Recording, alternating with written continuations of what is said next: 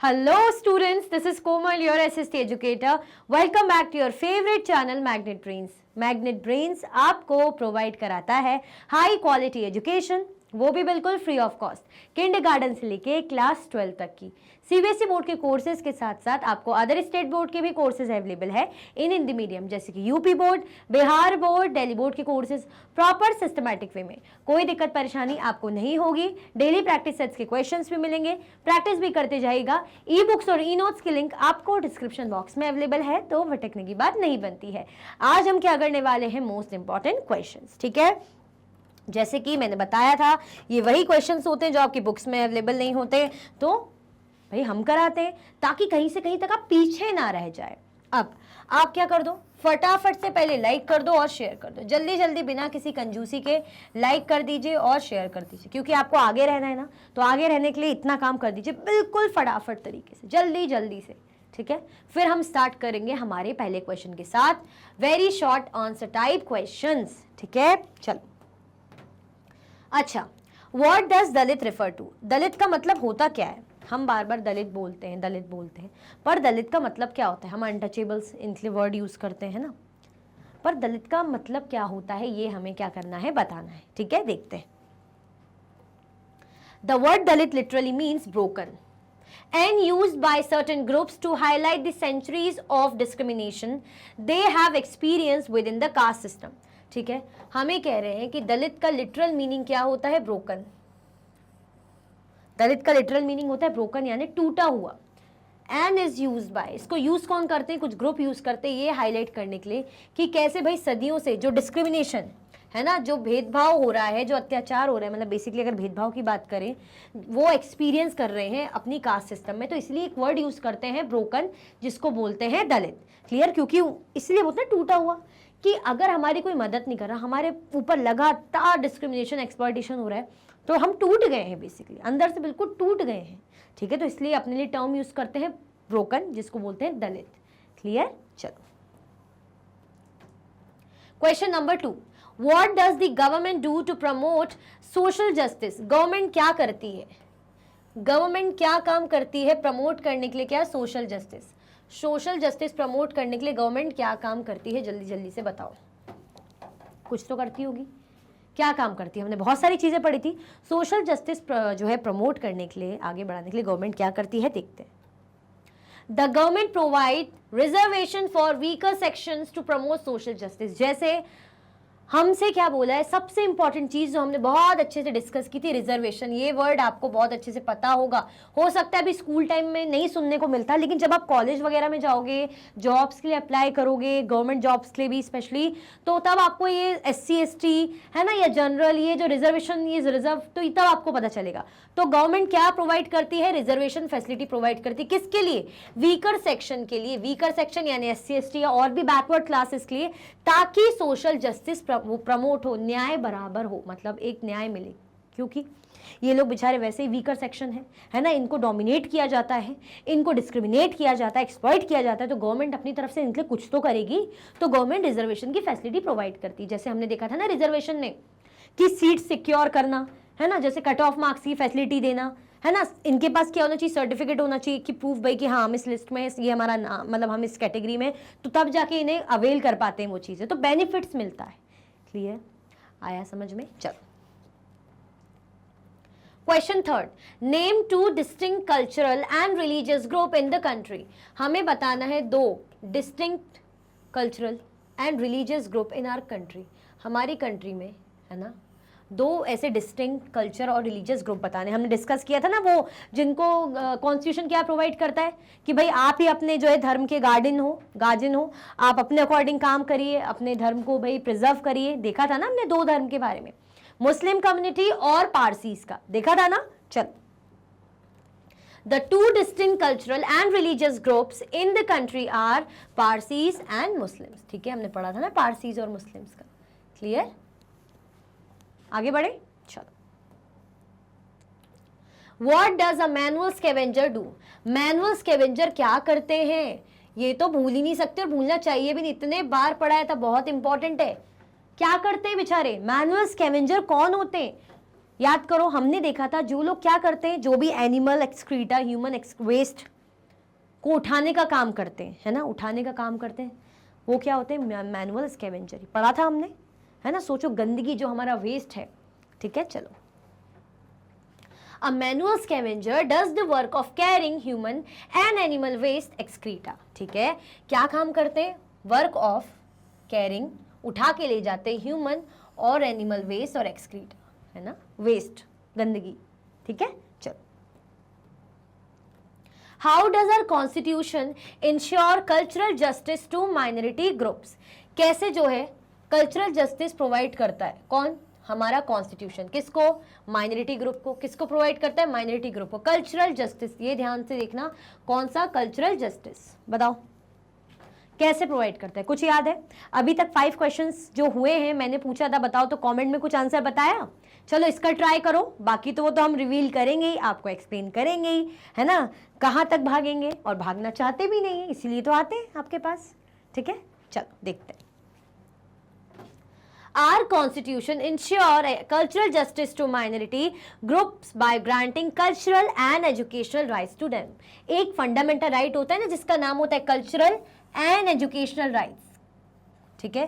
कौन सा रहता है, ये रहा, कल्चरल एंड एजुकेशनल राइट। इसमें हमने बहुत अच्छे से चैप्टर फर्स्ट में पढ़ा था, कल्चरल और एजुकेशनल राइट क्या है, कि अगर आप किसी भी धर्म के हो, कोई भी धर्म, ये तो माइनॉरिटी के लिए तो फायदा है ही, बाकी कोई भी धर्म के हो आप क्या कर सकते हो, अपने धर्म से रिलेटेड भाई उसको प्रिजर्व करने के लिए आप चीज़ें अपने धर्म में भाई इंस्टीट्यूशन ओपन कर सकते हो, एजुकेशनल जो है संस्थाएं खोल सकते हो। जैसे मैंने मुस्लिम्स के जो है मदरसा जो रहते हैं उसका एग्जाम्पल दिया था, है ना, बिल्कुल वो कर सकते हैं। उसमें जो मुस्लिम बच्चे आते हैं पढ़ते हैं, है ना, क्लियर। तो अगर उनको रोकते, दैट मीन्स कोई राइट नहीं है, अब राइट है तो कोई इन्हें रोक नहीं सकता, अधिकार है, आप बिल्कुल कर सकते हैं, ठीक है। तो यही कल्चरल और एजुकेशनल राइट की बात हो रही है, ठीक है। बाकी वो फ्रीडम वाला अलग है, वो रिलीजियस फ्रीडम वाला अलग है, ठीक है। मतलब वो है धार्मिक फ्रीडम के लिए, लेकिन ये अपने धर्म की चीज़ों से रिलेटेड पढ़ाई लिखाई, है ना, इंस्टीट्यूशंस बनाना, है ना, तो आप बिल्कुल कर सकते हो, क्लियर। चलो, What do the powerless people do against the powerful? हमें बोल रहे हैं क्या powerless people, सॉरी मैंने आपको ना 5 क्वेश्चन, तो 4 क्वेश्चन, वही मैं देख रही थी, मैंने 5 बोले, ये 6th है, मेरा ही कैलकुलेशन, मतलब मैं ही आगे चल रही हूँ, ऐसा कोई बात नहीं, चलो ठीक है। What do the powerless people do against the powerful? क्या ये जो powerless people है करते हैं against powerful, बताना है हमें, ये हमें बताना है, ठीक है। चलो, powerless people attempt to overcome their situation by fighting, protesting and struggling against their powerlessness and exclusion. Obviously, बेचारे क्या करेंगे, अपने हक की लड़ाई लड़ेंगे, प्रोटेस्ट करेंगे, अपने हक की बातें करेंगे, अपना अधिकार मांगेंगे, इक्वालिटी की बातें करेंगे, प्रोटेस्ट करेंगे, ठीक है।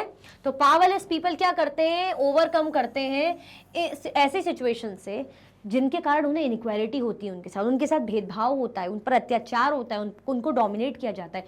तो उससे निपटने के लिए, उससे ओवरकम करने के लिए ये लोग क्या करते हैं, कैसे करते हैं भाई, इसको फाइट करेंगे अपने हक के लिए, है ना, प्रोटेस्ट करेंगे, स्ट्रगल करेंगे, है ना। क्यों, क्योंकि भाई उनको पावरलेस और समझा जाता है और उनको एक्सक्लूड किया जाता है मेन स्ट्रीम से, क्लियर। चलो, Which act was passed by the government of India in 1993? 1993 में गवर्नमेंट ऑफ इंडिया ने कौन सा एक्ट पास किया था, जल्दी बताओ। 1993 में, 1993 के एक्ट की बात हो रही, 1993, है ना, कंफ्यूज मत हो ना 1989 को लेके, 1993 की बात हो रही, जल्दी से बता दो कौन से एक्ट की बात हो रही, 1993 वाले, है ना। 2-3 एक्ट हमने पढ़े थे ना, चलो देखते हैं। The government passed the Employment of Manual Scavenger and Construction of Dry Latrines Prohibition Act in 1993. किसका गवर्नमेंट ने पास किया था, जो एम्प्लॉयमेंट होता था, है ना, जो इनको जॉब पे रखा जाता था, किनको, मैनुअल स्कैवेंजर को। जो क्या काम करते थे, मैनुअल स्कैवेंजर क्या काम करते थे भाई, गंदा संदा उठाना। जैसे हमने देखा, अभी हमारा एक क्वेश्चन आया था, हमने पढ़ा भी था, आंसर देखा भी था, कि जो ह्यूमन वेस्ट है, एक्सक्रीटा या जो एनिमल वेस्ट है, उसको उठा के ले जाते थे। सोचो, मतलब उनको डिजीज होने के पूरे चांसेस, बीमारी होने के पूरे चांसेस, है ना, इन्फेक्शन होने के पूरे चांसेस उनको रहते थे, और होते भी थे, सफ़र करते थे, वो बीमार पड़ते थे, बहुत ज़्यादा रेस्पिरेटरी प्रॉब्लम, ब्रीदिंग प्रॉब्लम होगी ना, आप सांस लिए बिना तो कैसे काम चलेगा। आप उसको सर पे लग के ले जा रहे हो, ऊपर से क्या, कंस्ट्रक्शन ऑफ ड्राई लैट्रिन्स, ऐसी भाई लैट्रिन्स जो ड्राई है ना, ऐसी जगह बनी रहती है ना जो ड्राई लैट्रिन्स जहाँ रहती है।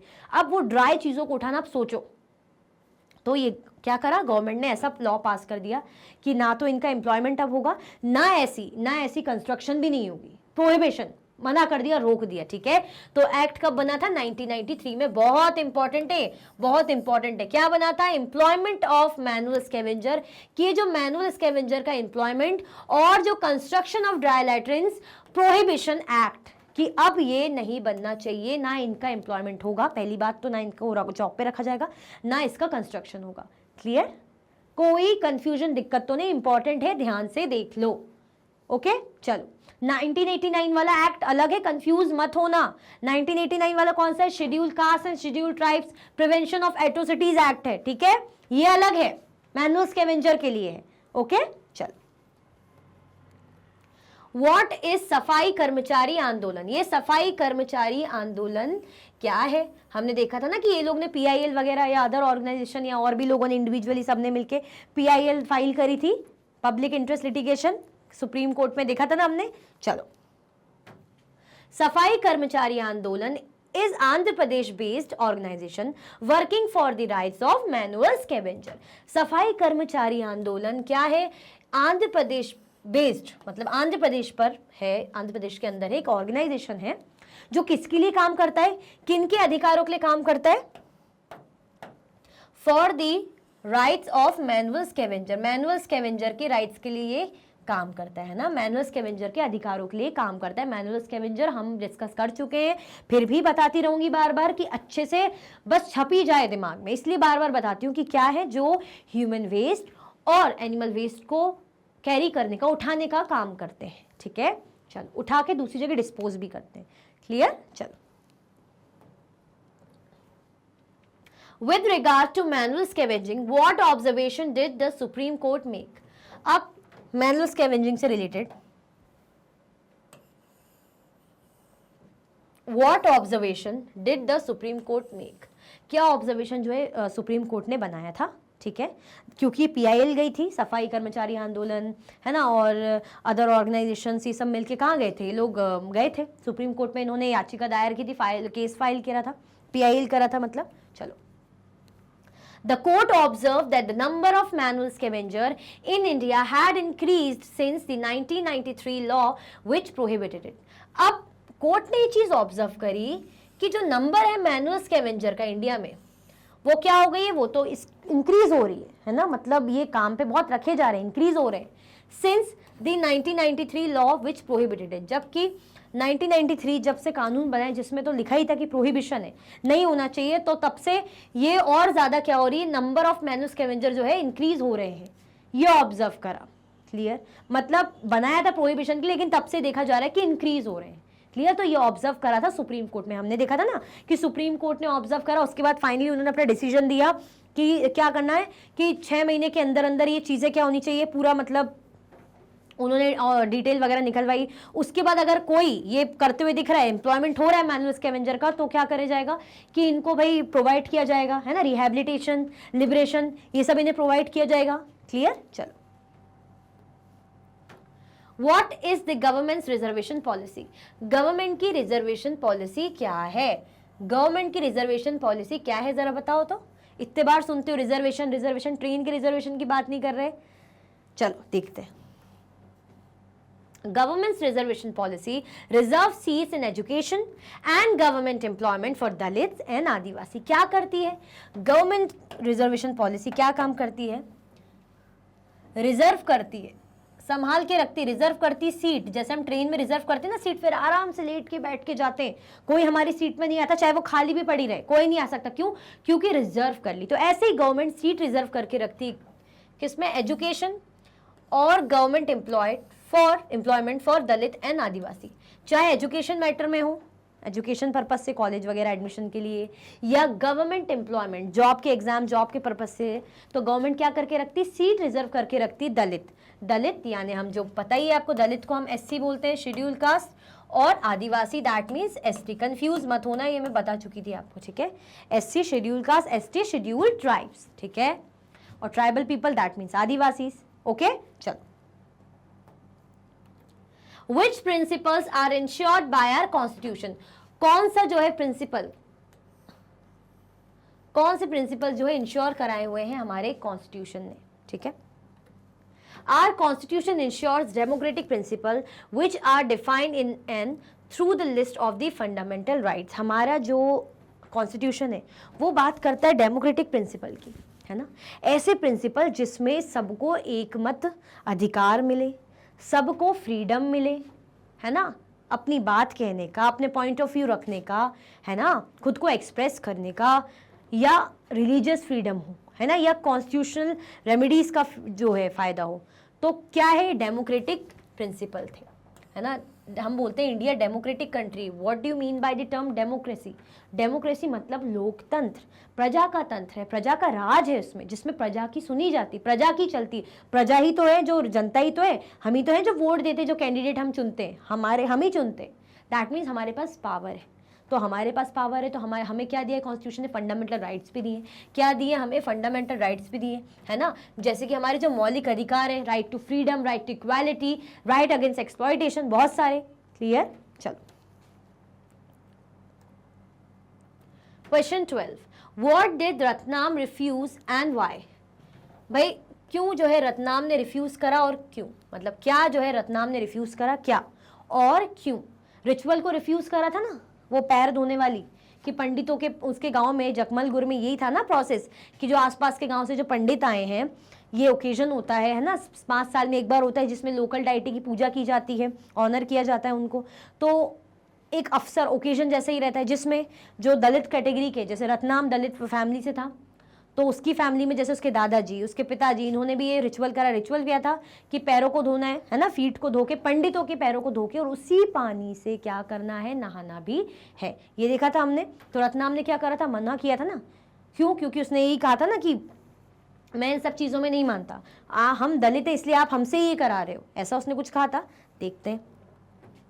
Ratnam refused to follow the age-old practice of washing the feet of all priests and then bathing in the water used for this. Ratnam refused to do this because he had no faith in this practice and he was an educated youth who was a student of engineering. हमने देखा था ना कि क्या था, educated भी था। क्या कह रहे हैं कि रत्नाम ने मना करा था कि भाई ये जो प्रैक्टिस है, ये जो आपकी प्रथा चली आ रही, रिचुअल चली आ रही है कि पंडितों के पैर धो फिर उसी पानी से नहाओ, तो उसने मना कर दिया था कि मैं नहीं करूंगा, सीधे सीधे मना करा। फिर रत्नाम ने ये भी कहा कि वो इसलिए नहीं करना चाहता क्योंकि इन चीज़ों में वो नहीं मानता, इसमें उनका कोई विश्वास नहीं है, ये रिचुअल, ये प्रैक्टिस, ढकोसले, इन सब में मैं नहीं मानता, उसने कह दिया। और साथ में भाई वो एजुकेटेड एक यंग बॉय था, है ना, पढ़ा लिखा था। तो पढ़े लिखे जो लोग होते हैं उनको पता रहता है ना कि कर्मों से ही चीज़ें होती हैं, ठीक है। रिचुअल, पैर धुलवाना, इससे क्या हो जाएगा? कुछ नहीं होता। He thought that he and his family were forced to perform this ritual because they were Dalit। जैसे कि मैंने बताया था कि उसने ये कहा कि आप हमसे ये काम क्यों करा रहे हो, ये रीति रिवाज से हमसे ही क्यों करा रहे हो? क्यों? क्योंकि मेरे परिवार दलित कैटेगरी से, इसीलिए आप हमसे जबरदस्ती ये काम करवा रहे हो जो मैं नहीं करूंगा। The practice was an insult to the dignity of Ratnam as an individual। और ये जो प्रैक्टिस थी, समझ गया था कि भाई मेरी डिग्निटी को हर्ट कर रही है, मेरी सेल्फ रिस्पेक्ट है ना, मैं क्यों ये काम करूं, मेरी डिग्निटी को क्या कर रही है, मेरी डिग्निटी को इंसल्ट कर रही है, इसलिए एज एन इंडिविजुअल उसने मना कर दिया।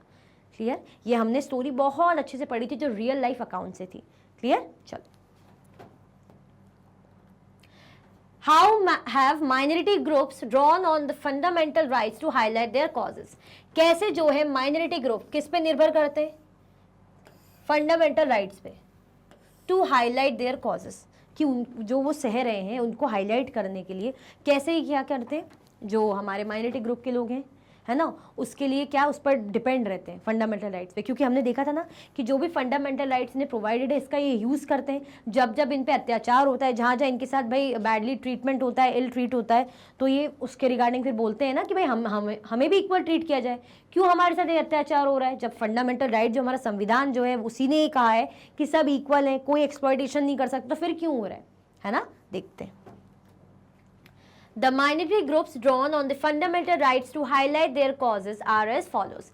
Minority groups have particularly drawn upon the rights to freedom of religion and cultural and educational rights. अगर हम बात करें माइनॉरिटी ग्रुप की, माइनॉरिटी ग्रुप जैसे हमने देखे थे मुस्लिम पारसी, है ना, तो ये क्या बात करें, पर्टिकुलरली किस जो है राइट पर जो है निर्भर थे? Fundamental right, freedom of religion and cultural and educational right.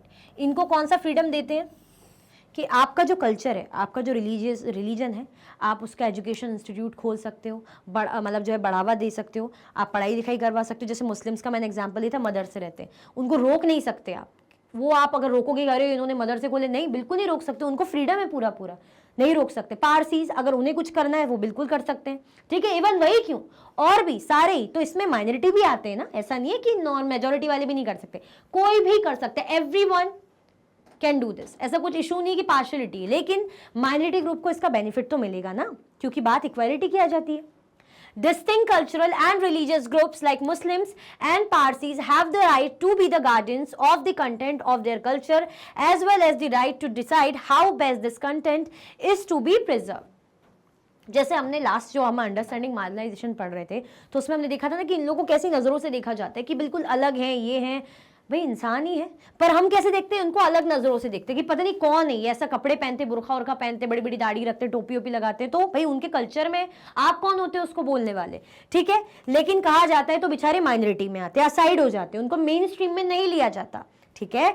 तो जो हमारा कॉन्स्टिट्यूशन है वो तो इक्वालिटी की बात करता है, हमारी कंट्री कैसी सेक्युलर है, डेमोक्रेटिक है, ठीक है। तो इवन मुस्लिम्स या पारसीज, उनको ये राइट है, उनको ये राइट दिया हुआ है कि आप अपने धर्म के क्या हो, गार्जियन हो, है ना। अपने धर्म को प्रिजर्व करना, स्प्रेड करना, संभाल के रखना, कैसे क्या करना है, पूरा पूरा आपको अधिकार है, कोई आपको रोकेगा टोकेगा नहीं, ठीक है। This is important in order to ensure that the culture of these groups is not dominated or wiped out by the culture of the majority community. ऐसा इसीलिए इनको लिवरेज, ये फायदा दिया गया है, ऐसा इसलिए बनाया गया है सभी के लिए, मतलब, और इनको भी मिलेगा उस चीज़ का फायदा, कहीं ये जो मेजोरिटी ग्रुप वाले लोग हैं, जो मेजोरिटी के धर्म वाले लोग हैं, वो इन पर डोमिनेट ना करें, हावी ना हो। तो गवर्नमेंट इंश्योर करके चलती कि भाई किसी भी प्रकार का अत्याचार या गलत नहीं होना चाहिए किसी के साथ, सब इक्वल रहे। तो इनको क्या करते भाई, गवर्नमेंट प्रिविलेज देती कि आप बिल्कुल आपकी रिलीजियस चीज़ों को बढ़ावा दो, करो, कोई दिक्कत नहीं है। क्यों? क्योंकि उन्हें लगता है या उनको पता भी है कि भाई जो मेजोरिटी ग्रुप है डोमिनेट कर सकता है माइनॉरिटी ग्रुप में, है ना, या इनको पूरा हटाने की पूरी कोशिश कर सकता है, ठीक है। Question number 14. Write a note on the Scheduled Tribes and Other Traditional Forest Dwellers Recognition of Forest Right Act 2006. हमें शॉर्ट नोट लिखना है, एक शॉर्ट नोट लिखना है ना। शेड्यूल्ड ट्राइब और other traditional forest dwellers, scheduled tribes और other traditional forest dweller. Scheduled tribe यानी एसटी, एसटी मतलब आदिवासी, आदिवासी मतलब ट्राइबल्स, है ना, जिनको ट्राइबल्स भी बोलते हैं, क्लियर।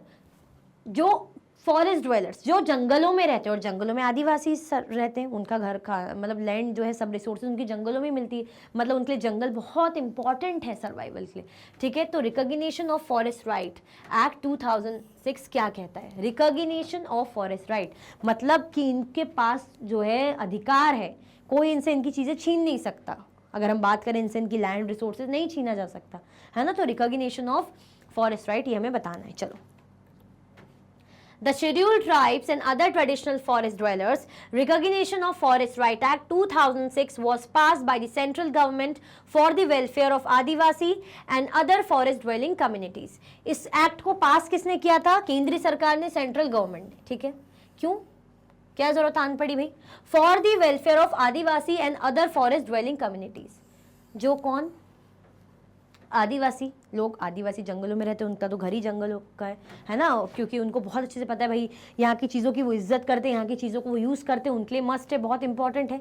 या और भी अदर, ऐसा नहीं कि आदिवासी, और भी ऐसी कम्युनिटीज़ जो फॉरेस्ट में रहती है, ठीक है। तो इसके लिए एक्ट पास किसने किया था? सेंट्रल गवर्नमेंट ने। This act is meant to undo the historical injustices meted out to forest dwelling populations in not recognizing their right to land and resources. ये एक्ट क्यों पास किया गया था? कि जो उनके साथ ऐतिहासिक तौर पे पहले से जो चले आ रहे हैं, उन पे क्या अन्याय, जो अत्याचार उन पर हो रहे हैं। जैसे अगर मैं बात करूं, हम आपका चैप्टर भी है, मैंने पढ़ाया भी है वो चैप्टर आपका हिस्ट्री में, है ना, कि कैसे आदिवासी ग्रुप को ब्रिटिशर्स ने भाई पूरी तरीके से बर्बाद कर दिया था, मतलब परेशान हो गए थे बेचारे को।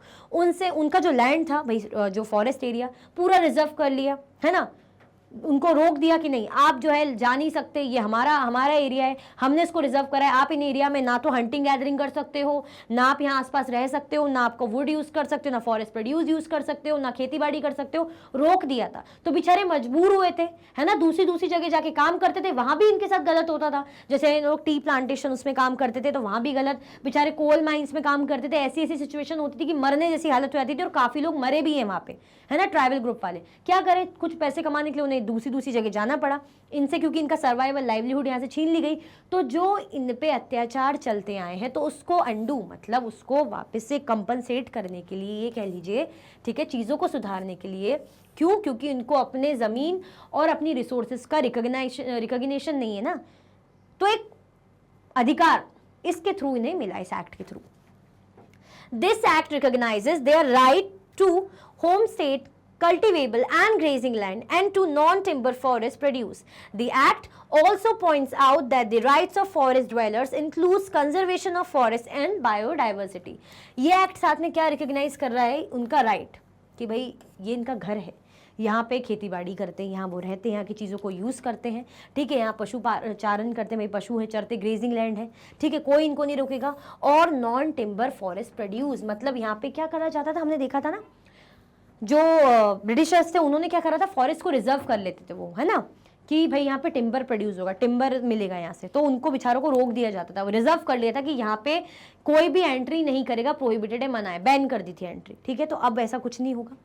The act also points out that, और ये एक्ट ये भी कहता है कि ये जो फॉरेस्ट ड्वेलर्स अगर यहाँ रहेंगे तो ये समझते हैं नेचर को, यहाँ की चीज़ों को समझते हैं, ये ध्यान रखेंगे, फॉरेस्ट का ध्यान रखेंगे, केयर करेंगे। जब ये रहेंगे तो भाई फॉरेस्ट भी कंजर्व होगा, है ना, बचा रहेगा, और बायोडाइवर्सिटी भी मेंटेन रहेगी। क्लियर? चलो, तो बेसिकली ये एक्ट क्या था कि जो फॉरेस्ट ड्वेलर्स हैं या आदिवासी ग्रुप के लोग हैं, उनको रिकॉग्निशन मिला था यहाँ पे कि उनको उनका अधिकार, कि कोई उनसे उनकी ज़मीन, लैंड, रिसोर्सेज नहीं ले सकता, उनको राइट है पूरा। क्लियर? अगर वो रहेंगे यहाँ पे तो भाई सब बढ़िया रहेगा, है ना, कंजर्वेशन रहेगा फॉरेस्ट का, और साथ में क्या रहेगा, बायोडाइवर्सिटी भी। ठीक है, चलो। What happened in southern India in 1970s and 1980s? 1970s और 1980s में सदर्न इंडिया में क्या हुआ था, है ना, साउथ इंडिया में क्या हुआ था,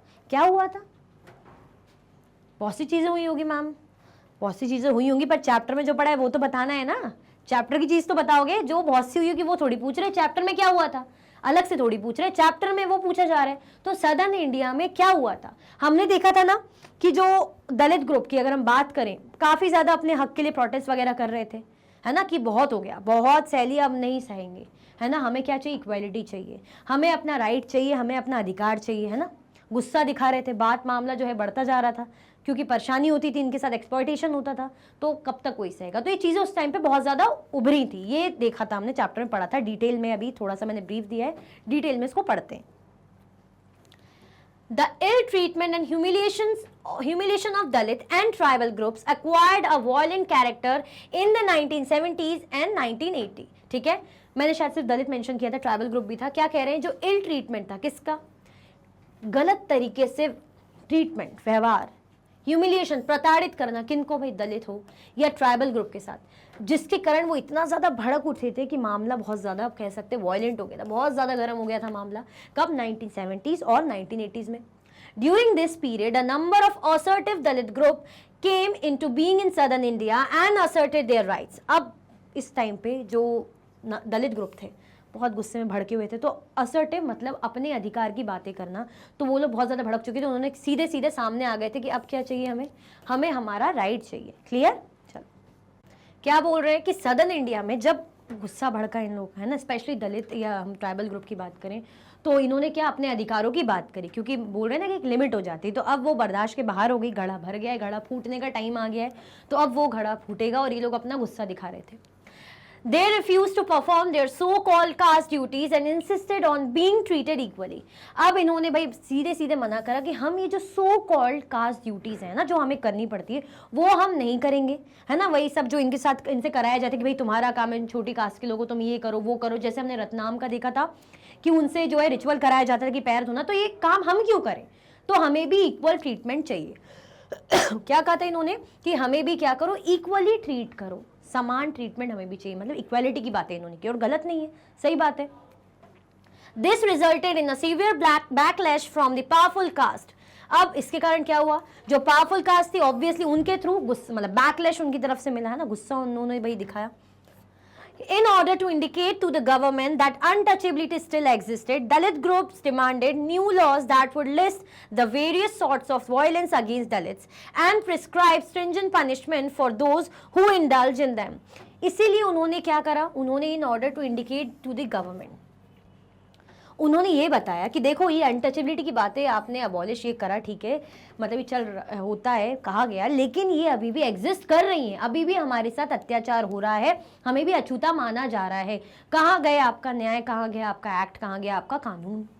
दलित ग्रुप्स डिमांडेड न्यू लॉज। अब दलित ग्रुप कहने लगे थे कि नहीं, अब बनाओ नए कानून, हमें क्या चाहिए, हमें नया कानून चाहिए, न्यू लॉ चाहिए, that would list the various sorts of violence against Dalits and prescribe stringent punishment for those who indulge in them. उन्होंने बहुत से मतलब इस बारे में बात करी कि दलित ग्रुप से उन्होंने डिमांड करा कि नए कानून हमें चाहिए, ठीक है, क्योंकि जो भी हमारे पे अत्याचार हो रहा है, जो भी वायलेंस हो रहा है ना, हिंसा हो रही है हमारे साथ दलित के साथ, तो क्या मिले, जो कर रहे हैं ये उनको पनिशमेंट मिले, ठीक है, जो ये कर रहे हैं उनको क्या मिले, उनको पनिशमेंट मिले, क्योंकि हमें अब चाहिए नया कानून। आपने बोला अनटचेबिलिटी जो है बैन है, जो है हमने अबॉलिश्ड है, लेकिन कुछ नहीं हो रहा, अभी भी हो रही है वो, तो अब हमें नया कानून चाहिए जिसमें जो भी हम पर अत्याचार करेगा उसको पनिशमेंट मिलनी चाहिए, सज़ा मिलनी चाहिए। तो बहुत ज़्यादा ये लोग भड़के थे और अपनी बात कहने लग गए थे। तो 70s और 80s में ये चीज़ बहुत ज़्यादा हुई थी साउथ इंडिया में।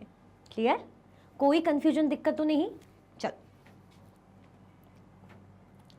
The existence of right or law or even a policy on paper does not mean that it exists in reality. What values have you learned from it? हमें बोल रहे हैं कि जो एग्जिस्टेंस है, जो कानून के, राइट के, है ना, अधिकार के, या लॉ के, कानून की जो हम बात कर रहे हैं, और या कोई पॉलिसी ऑन पेपर, जो पेपर में लिखा जाता है कि भाई पेपर्स में जैसे बोलते हैं ना कि रूल्स आ गए, पर उसको फॉलो नहीं किया जा रहा। जैसे रूल है कि भाई टीचर से, फॉर एग्जांपल स्कूल में रूल्स ऐसे आया है लिख के प्रिंसिपल की तरफ से कि बच्चों को क्या करना है ना, बच्चों को बिल्कुल एक दूसरे से बात नहीं करनी है स्कूल में, टीचर की बात सुननी, आंसर करना है, फिर भी नहीं कर रहे हैं। एक स्ट्रिक्ट रूल आया लेकिन उसको बस पेपर में है, लेकिन कोई उसको फॉलो नहीं कर रहा। या कोई टीचर्स के लिए रूल है, टीचर्स भी फॉलो नहीं कर रही, कोई भी किसी के लिए रूल है वो फॉलो नहीं कर रहा। दैट मीन्स ये ऑन पेपर है, फॉलो तो कोई कर ही नहीं रहा, रियलिटी में प्रैक्टिकली तो काम हो ही नहीं पा रहा है ना, ठीक है। Does not mean that it exist in reality. जो एग्जिस्टेंस है राइट, लॉ और even a policy on paper does not mean that it exist reality. मतलब अगर कोई चीज़ पेपर में दी गई है, लिखित में अगर कर दी है, तो इसका मतलब ये नहीं है कि वो रियलिटी में एग्जिस्ट करती है, ठीक है। तो दैट बोल रहे हैं कि does not mean that it exist in reality. That what values have you learn from it, क्या वैल्यूज आपने, क्या चीज़ें इसमें से सीखी है, ठीक है, हमें बोल रहे हैं। क्लियर आया समझ में कि जो चीज़ें भाई पेपर में है does not mean that it exist in reality, इसका मतलब ये नहीं है कि वो रियलिटी में एग्जिस्ट करती है। क्लियर, चलो देखते हैं। Indeed, when the Constitution for India was framed, it guaranteed the fundamental right to equality to every citizen. However, 6 decades later, our country is yet to accord equality to all its citizens. वो कह रहे हैं, हमें answer में बताया जा रहा है कि बिल्कुल, indeed, बिल्कुल, When the Constitution for India was framed, जब भारत का जो संविधान फ्रेम किया गया, इसने क्या गारंटी किया, fundamental right of equality. Equality के लिए भाई फंडामेंटल राइट बनाए, मौलिक अधिकार बनाए, समानता के लिए, एक समानता के लिए, टू एवरी सिटीजन, हर एक सिटीजन के लिए, है ना, हर सिटीजन के लिए, कि सब इक्वल, सबके साथ एक समान अधिकार सबको मिलेगा, एक समान जो है ट्रीटमेंट होगा, कोई किसी के साथ भेदभाव नहीं करेगा, हर कोई इक्वल है। ये हमें कॉन्स्टिट्यूशन में जो फंडामेंटल राइट है कहा गया, ठीक है। However, लेकिन फिर भी 6 decades later, our country is yet to accord equality to all its citizens. फिर भी जो हमारी कंट्री है, अपने सारे ही जो देशवासी हैं उनको इक्वालिटी, उनके बीच में इक्वालिटी लाने में अभी भी लगी हुई है। अभी भी कोई इक्वालिटी बेसिकली है नहीं, सच्चाई है इसमें, अभी भी वो इक्वालिटी नहीं है। Discriminations on the basis of religion, caste, sex still continue to exist. मतलब किस बारे में बात कर रहे हैं, भेदभाव, जिस तरीके का भेदभाव है, किस बेसिस में, रिलीजन के बेसिस में, कास्ट के बेसिस में, सेक्स के बेसिस में अभी भी एग्जिस्ट करता है, अभी भी है ना, कि धार्मिक बेसिस पे कह रहे तुम्हारा धर्म ये है, हमारा ये है, तो बात नहीं करना या उनको कम समझना इस तरीके से, या कास्ट के बेसिस पे कह रहे हैं अलग कास्ट के तो उनको इंक्लूड नहीं करना अपनी चीज़ों में, कम समझना, या भाई औरतें हैं, आदमी है तो औरत आदमी में फ़र्क करना, तो ये अभी भी होता है, ठीक है, एग्जिस्ट करता है, जबकि कॉन्स्टिट्यूशन में तो जब फ्रेम किया गया था तब तो ये बन चुका है, यानी रिटर्न में तो है, क्योंकि कॉन्स्टिट्यूशन क्या है हमारा एक, अगर हम ध्यान से समझे कॉन्स्टिट्यूशन क्या है, जैसे कि मैं बता चुकी हूं, एक रिटर्न डॉक्यूमेंट है। कॉन्स्टिट्यूशन क्या है हमारा, एक रिटर्न डॉक्यूमेंट है। क्लियर? जब रिटर्न डॉक्यूमेंट कॉन्स्टिट्यूशन जैसी चीज में लिखा है, फिर भी वो चीज अभी भी कह रहे हैं ना एग्जिस्ट करती है, अभी भी कोई सुधार नहीं हुआ है basically. This validates the argument that the existence of a right, law or policy does not mean that it exists in reality. इन चीजों से हमें समझ में आता है कि हाँ ये बात सही है कि जो चीज ऑन पेपर है तो इसका मतलब ये नहीं है कि वो रियलिटी में एग्जिस्ट कर रही हो, करती हो। ऑन पेपर तो राइट मिले हुए हैं, कानून बना हुआ है, पॉलिसी बनी हुई है, लेकिन रियलिटी में वो एग्जिस्ट नहीं कर रही। अगर हम बात करें कानून की कि भाई किसी का मर्डर कर दिया, रेप कर दिया है ना, या डोमेस्टिक वायलेंस हो गया, डॉरी डेथ हो गई, जो भी, लेकिन ये फिर भी हो रहा है, जबकि इनके लिए लॉज है, कानून है, एक्ट्स बने हुए, बट फिर भी एग्जिस्ट कर रहा है। दैट मीन्स ऑन पेपर है लेकिन रियलिटी में नहीं है। क्लियर? आया समझ में? कोई कंफ्यूजन, दिक्कत तो नहीं? तो सही बात है ना, कॉन्स्टिट्यूशन जो कि खुद रिटर्न डॉक्यूमेंट जिसको हम कहते हैं लिखा हुआ है, बट अभी भी क्या हो रहा है, इक्वालिटी है क्या? औरतों को अभी भी इक्वल समझा जा रहा है? हो सकता है आज जहां आप देखते हैं, आप शहर वाले एरियाज में कहीं कहीं कभी ना कभी हमें देखने को जरूर मिलेगा कि भाई ये जो चीजें हैं एग्जिस्ट नहीं कर रही है, फिर कोशिशें पूरी की जा रही है, ऐसा नहीं कि कोई ट्राई नहीं कर रहा, लेकिन एग्जिस्ट करे कंप्लीटली ऐसा नहीं है। ठीक है, चल अच्छा ये बताओ अभी तक आप लोगों ने लाइक किया कि नहीं किया? जल्दी जल्दी से बता दो, इतने अच्छे अच्छे क्वेश्चन हम पढ़ रहे हैं, लाइक शेयर कर दीजिए फटाफट से। इतने बढ़िया बेहतरीन से क्वेश्चन हम पढ़ रहे हैं, जल्दी जल्दी से लाइक शेयर कर दीजिए बिना किसी भी प्रकार की कंजूसी के। कोई कंजूसी नहीं होनी चाहिए, है ना? क्या करना है, फटाफट से लाइक शेयर करना है। चल, The desire for equality, dignity and respect is not new. Explain in your words. अपने वर्ड्स में बताइए, अपने शब्दों में बताइए कि जो इच्छा है किसकी? भाई इक्वालिटी की, ताकि हमें भी इक्वल ट्रीट किया जाए, डिग्निटी की, रिस्पेक्ट की, एक सम्मान की, रिस्पेक्ट की, है ना? ये नया नहीं है। क्या आप बताइए कौन होगा ऐसा इंसान जो बोलेगा कि नहीं नहीं मुझे कोई रिस्पेक्ट नहीं चाहिए, ठीक है मुझे तुम सुनाओ, मुझे 4 बजे सुनाओ, मेरे को डिसरिस्पेक्ट करो, मुझे कोई फर्क नहीं पड़ता, मुझे तो मजा आता है। कौन बोलेगा ऐसा? गुस्से में जरूर बोल सकता है, थोड़ा सा भड़ास निकालने के लिए, बट रियलिटी में, मन में, लिटरली तो ऐसा नहीं होगा। तो जो इच्छा है, डिज़ायर है कि भाई इक्वालिटी हो, हमें भी एक जैसा समझा जाए, हमारी भी सेल्फ रिस्पेक्ट हो, हमारी भी एक इज्जत हो, समाज में सम्मान हो, तो ये कोई नई बात नहीं है, इसकी इच्छा पहले से ही है।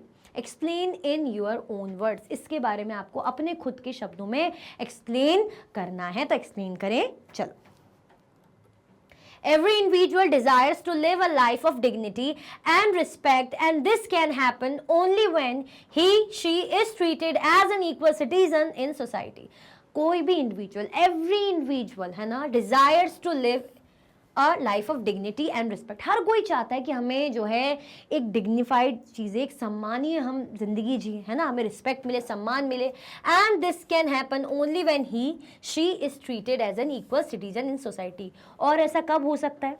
किसी को भी रिस्पेक्ट कब मिल सकती? जब उसको इक्वल समझा जाएगा। अगर उसको इक्वल ट्रीटमेंट नहीं दे रहे हो तो उसको ऑटोमेटिकली रिस्पेक्ट मिल जाएगी, उसकी डिसरिस्पेक्ट तो वहीं हो गई। जहां आपने बोला कि नहीं नहीं हमारे जैसा नहीं, हमारी तरह नहीं, इसको नहीं, तो वहीं उसकी बेचारे की आपने बेइज्जती कर दी एक तरीके से। इक्वालिटी की बात कब होगी? जब आप उसकी रिस्पेक्ट करोगे, है ना? If she is deprived of this, she will fight for it because it is fundamental to a dignified life. हमें कह रहे हैं कि अगर ही और शी, मतलब औरत हो, आदमी हो, जो भी हो, ऐसा नहीं कह रहे कि सिर्फ आदमियों के साथ होता है, औरतों के साथ, ही और शी स्लैश लगाए ना, तो ही शी दोनों ही लेके चल लो, will fight for it because it is fundamental to dignified life.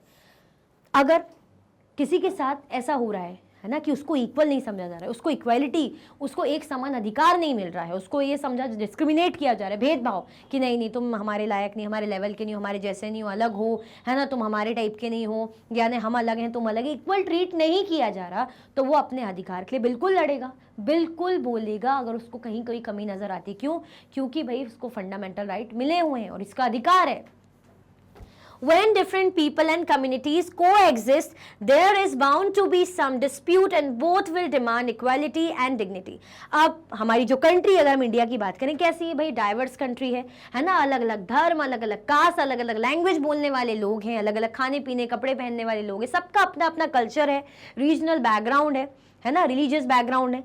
तो यानी थोड़ा बहुत डिस्प्यूट तो होगा। जहां पे अलग अलग टाइप के लोग रहेंगे तो कॉन्फ्लिक्ट डिस्प्यूट तो होना पड़ता ही, होता ही, मतलब बनता है, मतलब पड़ता नहीं, बनता ही है ना। अब जैसे एक जैसे रहेंगे तो फिर किस बात की लड़ाई? जब सभी एक जैसे रहेंगे तो लड़ाई तो होगी नहीं।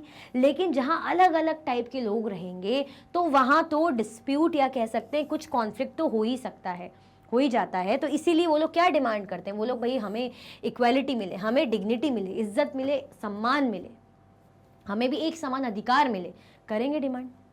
So struggle will be continued as long as all groups do not enjoy equal status in society. तो बेसिकली जो स्ट्रगल है वो तो चलता ही रहेगा जब तक क्या होगा, इनको इक्वल स्टेटस नहीं मिलेगा सोसाइटी में, तो स्ट्रगल तो करते ही रहेंगे, है ना। डिजायर तो चाहिए ना। अगर आज अगर हम बोल रहे हैं कि हमें तो इक्वल ट्रीटमेंट मिल रहा है ना, हमें हमारे साथ कोई भेदभाव नहीं हो रहा, हो सकता है शहर के किसी कोने में, गांव के किसी कोने में, किसी सोसाइटी में, किसी जगह पे अभी भी असमानताएं चल रही होगी, ये डिसरिस्पेक्ट होता होगा, है ना। दो लोगों के बीच में कॉन्फ्लिक्ट चलता होगा, दो भाई ग्रुप्स के बीच में, कास्ट के, रिलीजन के, तो दोनों ही चाह रहे होंगे ना कि हमें इक्वल अधिकार मिले ना, इक्वालिटी की बातें करोगे। क्लियर? कोई कंफ्यूजन, दिक्कत तो नहीं? आगे बढ़े, चलो। Question number 18, Who was Kabir and what were his views on the prevalent caste system? Kabir कौन थे? कौन थे कबीर? पोएट थे क्या? पोएट थे या सिंगर थे? कौन थे कबीर? ठीक है। और उनका जो प्रेवेलेंट कास्ट सिस्टम, प्रेवेलेंट यानी प्रचलित, जो उस टाइम पे जो प्रचलित कास्ट सिस्टम था ना, ब्राह्मण, क्षत्रिय, वैश्य, शूद्र, है ना, अपर कास्ट, लोअर कास्ट, ये जो सब था, इनके क्या उसमें कह रहे हैं व्यूज थे। ऑब्वियसली तो क्रिटिसाइज करते थे बहुत भयंकर तरीके से, अटैक करते थे डायरेक्ट अपने जो पोएम्स के थ्रू, है ना। देखते हैं, चलो। Kabir was a 15th century poet and weaver. Kabir क्या थे? 15वीं शताब्दी के पोएट थे और वीवर थे, बुनकार बोलते। ही बिलोंग टू द भक्ति ट्रेडिशन। ये किससे बिलोंग करते थे? भक्ति ट्रेडिशन से बिलोंग करते थे, है ना, भक्ति परंपरा, भक्ति भक्ति भक्ति भाई भगवान की।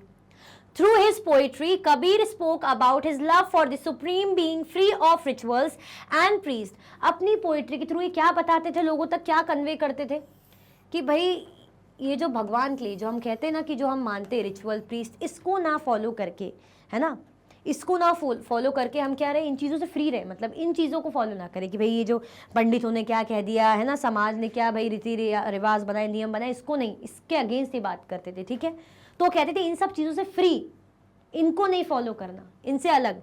It also expresses his sharp and pointed criticism on those he saw as powerful. अब जो उस टाइम पे पावरफुल कास्ट वाले लोग होंगे, वही पावरफुल जिनको हम बोल रहे हैं अपर कास्ट के लोग, या जो अत्याचार करते होंगे, डोमिनेट करते होंगे, तो अपने व्यूज के थ्रू क्या करते थे, उन पर शार्प और पॉइंटेड क्रिटिसिज्म, है ना, बिल्कुल तीखा, मतलब बिल्कुल कटाक्ष, ऐसे बिल्कुल ऐसे कड़वे शब्द उनके यूज करना ताकि उनकी अकल ठिकाने आ जाए, है ना। गुस्सा अपना, मतलब दिखाते थे कि मैं, आप जो कर रहे हो उसको मैं एक्सेप्ट नहीं करता, है ना। जो पावरफुल लोग क्या अत्याचार करते थे, डोमिनेट करते थे, तो ये अपने पोएम्स के थ्रू क्या करते थे, अपने व्यूज एक्सप्रेस करते थे, क्रिटिसाइज करते थे, आलोचना करते थे। He denounced the caste system. He attacked those who tried to confine individuals to their caste and religion-based identities. उन्होंने कास्ट सिस्टम को, मतलब नहीं, वो नहीं फॉलो करते थे कास्ट सिस्टम को, उन्होंने त्याग कि भाई नहीं, ये नहीं मैं मानूंगा। उन्होंने किस चीज़ पे अटैक करा भाई? उन्होंने ये कहा कि जो माना जाता है ना कि भाई कास्ट के बेसिस पे, रिलीजन के बेसिस पे लोगों को आइडेंटिफाई किया जाता है कि अरे इंडिविजुअल है, ये तो इस कास्ट का है, अपर कास्ट का है, ये इंडिविजुअल है, अरे तो ऐसा है दलित कास्ट का, लोअर कास्ट का। तो इस तरीके से जो भेदभाव होता है, जो आइडेंटिफाई किया जाता है, आइडेंटिटीज मतलब इंडिविजुअल्स की ऐसी बनाई जाती है, तो उसको उससे चिढ़ते थे, उसमें नहीं मानते थे। ठीक है, According to him, every person had the ability to reach the highest level of spiritual salvation and deep knowledge within themselves through their own experience. वो ये कहते थे कि कोई भी मोक्ष को प्राप्त कर सकता है, कोई भी इंडिविजुअल, सिर्फ ब्राह्मण ही क्यों, कोई भी इंसान, कोई भी इंडिविजुअल मोक्ष को प्राप्त कर सकता है, नॉलेज को प्राप्त कर सकता है अपने खुद के एक्सपीरियंसेस से। अब ये बिल्कुल भगवान की पूजा कर रहे हैं या रीति रिवाजों को निभा रहे हैं या पंडितों की सुन रहे हैं, तो इससे नहीं, इसमें नहीं मानते थे, भेदभाव में नहीं मानते थे। अगर कोई क्या कर सकता है, सुप्रीम जो कह सकते हैं, हाईएस्ट नॉलेज कैसे पाएगा, है ना, हाईएस्ट लेवल पे, हाईएस्ट पॉइंट का जो नॉलेज कैसे, भाई मोक्ष कैसे प्राप्त होगा, खुद के एक्सपीरियंस से। ठीक है, क्लियर, आगे बढ़ते हैं। Kabir's poetry brings out the powerful ideas of the equality of all human beings and thus is appreciated by Dalits, marginalized groups and those who oppose the social hierarchies. अब जो कबीर की poetry थी, जब उनके against थी, जो भाई caste system में मानते थे, जो भेदभाव करते थे, तो वो तो चिढ़ेंगे, ठीक है, लेकिन जो विक्टिम थे, जो बेचारे पीड़ित थे, जो सहते थे, जैसे कौन हो गए, दलित ग्रुप हो गए, है ना, या और अदर ग्रुप हो गए, तो वो लोग सपोर्ट करते थे, वो लोग बहुत पसंद करते थे, ठीक है। तो Kabir's poetry brings out the powerful idea of the equality of all human beings. इनकी जो पोएट्री थी उसमें ये दिखता था कि भाई ये सारे जीव जंतु, सारे ह्यूमन बींग्स में इक्वालिटी की बात करते कि हर कोई एक है, ठीक है। And this is appreciated by Dalit, marginalise group and those who oppose the social hierarchies, है ना। अब दलित हो गए, मार्जिनलाइज ग्रुप हो गए, ये लोग क्या करते थे, खुश होते थे, उनको अच्छा लगता था, वो लोग अप्रिशिएट करते थे इनको। और इवन ऐसे लोग जो सोशल हायरार्कीज में नहीं मानते, कई लोग ऐसे होते हैं, भले वो अपर कास्ट के होंगे, लेकिन कुछ लोग होते हैं ना कि अपर कास्ट के सही, लेकिन वो उनको पसंद नहीं आता कि ये क्यों भेदभाव है ना। अब जरूरी नहीं कि सारे अपर कास्ट के लोग विलन हो, ऐसा तो नहीं हो सकता, कुछ उन्हीं के बीच में से होंगे जो पसंद नहीं करते होंगे कि ये सोशल हायरार्कीज क्यों बनी, ऐसे भी लोग होते हैं, क्लियर। तो ये लोग क्या पसंद करते थे, कबीर की पोइट्री, क्यों, क्योंकि कबीर क्रिटिसाइज करते थे कास्ट सिस्टम, ये पूरा जो हायरार्कीज इनमें, ठीक है। चलो question number 19, what are the clauses of the scheduled caste and the scheduled tribes prevention of atrocities act 1989? क्या क्लॉजेज है जो शेड्यूल कास्ट और शेड्यूल ट्राइब्स में मेंशन है, जिसका नाम क्या है, प्रिवेंशन ऑफ एट्रोसिटीज एक्ट 1989, इसके बारे में बताना है। चलो, The act contains a very long list of crimes. It distinguishes several levels of crime. ये जो एक्ट है कंटेन करता है बहुत ही क्राइम की, गुनाह की बहुत बड़ी लिस्ट इस एक्ट में शामिल है।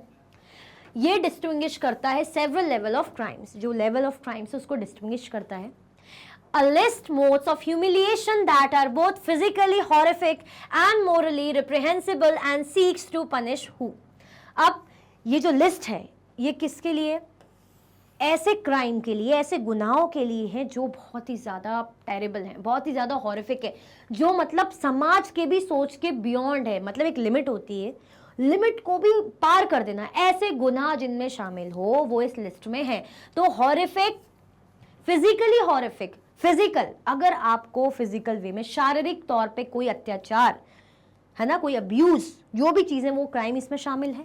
और मोरली रिप्रेहेंसिबल, मतलब जो समाज के बनाए हुए कुछ नॉर्म्स उससे भी बियॉन्ड कुछ गुनाह कर देना जो सोच भी नहीं सकते, बियॉन्ड योर इमेजिनेशन, तो वो सब इसमें शामिल है। जैसे पनिशमेंट किसको मिलेगी, जो क्या करेगा, force to member of SC और ST टू ड्रिंक और ईट एनी इनएडिबल और ऑब्नॉक्शियस सब्सटेंस।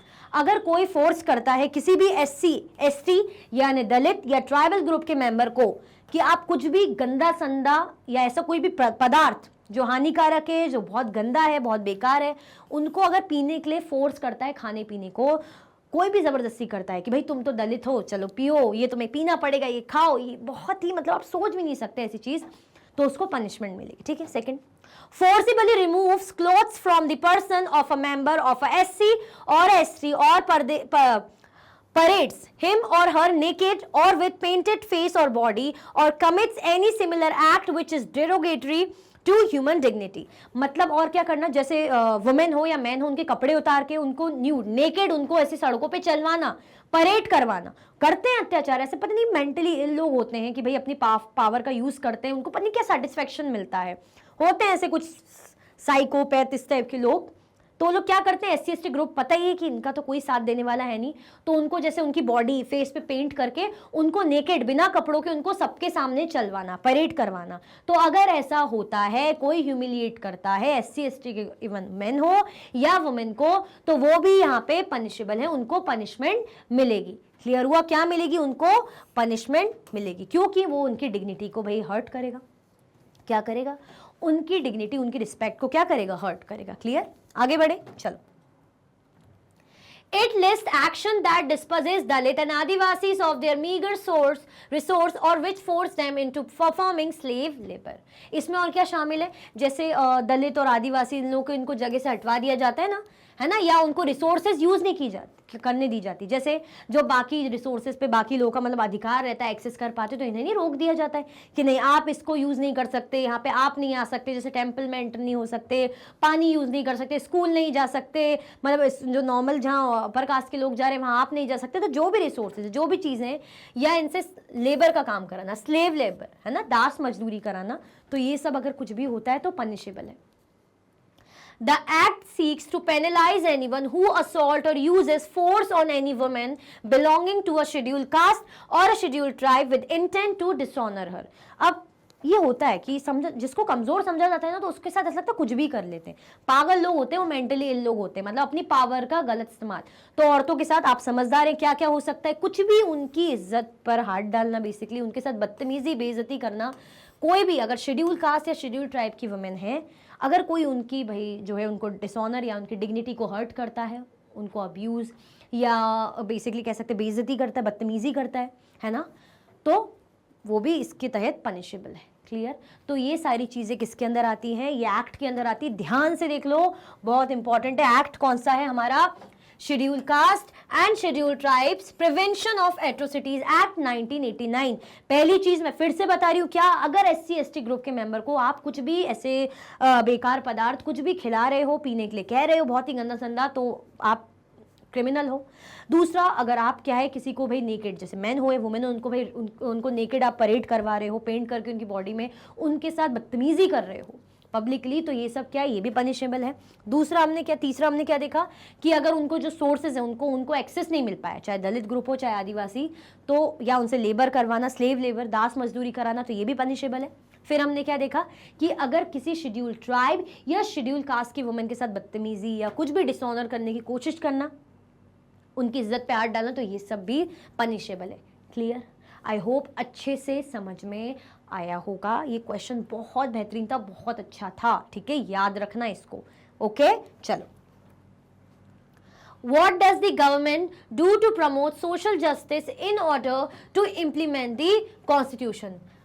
क्या भाई जो गवर्नमेंट है करती थी प्रमोट करने के लिए social justice in order to implement the constitution. अब भाई गवर्नमेंट क्या क्या चीज़ें करती हैं ताकि सोशल जस्टिस, सामाजिक तौर पे न्याय होता रहे, एक समान चीज़ें रहें, किसी के साथ अन्याय ना हो।